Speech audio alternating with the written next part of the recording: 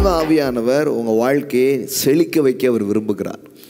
வேதவசனம் சொல்லுகிறது, நான் தீயையும் தண்ணீரையும் கடந்து வந்தேன், மனிதர்கள் எங்கள் தலையின் மேல் ஏறி போக பண்ணினீர், ஆனாலும் செழிப்பான இடத்தில் எங்களை கொண்டு வந்து விட்டீர் என்று வேதவசனம் சொல்லுகிறது. அப்போ நான் சொல்கிறேன், இன்னைக்கு இந்த மாலையில் கர்த்தர் உங்களுக்காக வைத்திருக்கிற எதிர்காலம், உங்களுக்காக வைத்திருக்கிற வாக்குத்தத்தம், உங்களுக்காக வைத்திருக்கிற வாழ்க்கை செழிப்பான இடமாகவே அது இருக்கிறது. செழிப்பான இடத்தில் எங்களை கொண்டு வந்து விட்டீர் என்று வேதவசனம் சொல்லுகிறது. The place of abundance. Amen. Amen. It's not the place of lack.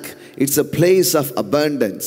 ஆனால் எங்கே இருந்தாங்கன்னா the place of lackல இருந்தாங்க. எகிப்துனாலே அது ஒரு இல்லாமையின் இடம். அங்கிருந்து தேவன் தன் ஜனங்களை விடுதலையாக்கி எங்கே கூட்டிகிட்டு வர்றாரு? பிளேஸ் ஆஃப் லேக்கில் இருக்கிறாங்க. அதுக்கப்புறம் வனாந்திரத்துக்கு வர்றாங்க. வனாந்திரங்கிறது என்ன? The place of enough. ஏதோ தேவையானது இருந்தது. முதல்ல ஒன்றுமே இல்லை, அப்புறம் தேவையானது இருந்துச்சு. அதுக்கப்புறம் எங்கே கூட்டிகிட்டு போகிறாருன்னு பார்த்தீங்கன்னா, the place of more than enough. More than enough, தேவைக்கும் அதிகமாய் இருக்கிற ஒரு இடத்துக்கு அவங்கள கூட்டிகிட்டு போகிறார். த பிளேஸ் ஆஃப் அபண்டன்ஸ், அங்கே என்ன பண்ணுறாரு? கூட்டிகிட்டு போகிறார்.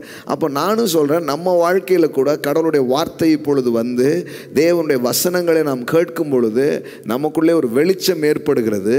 அந்த வெளிச்சம் என்ன செய்ய ஆரம்பிக்கும் நம்ம வாழ்க்கையில் அப்படின்னா, பாருங்கள், முதல்ல ஒன்றுமே பத்தலைன்ற பாருங்களேன், அங்கே இருந்து நம்மளை விடுவிக்குது, அங்கேருந்து நம்மளை தூக்குது. அங்கேருந்து தூக்கி எங்கே வர்றோன்னா, இப்போ எல்லாம் இருக்குது பிரதர், இப்போ அப்படியே எல்லாம் நல்லா இருக்குது அப்படிங்கிற மாதிரி ஒரு இதுக்கு வர்றோம். ஆனால் அங்கேயே கடவுள் வைக்கிறது இல்லை. இன்னும் அந்த வெளிச்சம் நம்ம வாழ்க்கையில் பெருக பெருக பெருக என்ன நடக்கும்னா, இப்போ பிரதர் என்னுடைய தேவைக்கும் அதிகமாக என்னிடத்தில் இருக்கிறது, நானே சிலருக்கு கொடுக்கக்கூடிய அளவிற்கு இப்பொழுது எனக்கு அது உண்டாயிருக்கிறது. இன்னும் சொல்லப்போனால் அபண்டன்ஸ் என் வாழ்க்கையில் இருக்குது, பரிபூர்ணம் என் வாழ்க்கையில் இருக்குங்கிற இடத்துக்கு நிச்சயமாக என்ன பண்ண முடியும்? போக முடியும். அதுதான் உங்களை குறித்த கடவுளுடைய சித்தமும் நோக்கமுமாக இருக்கிறது.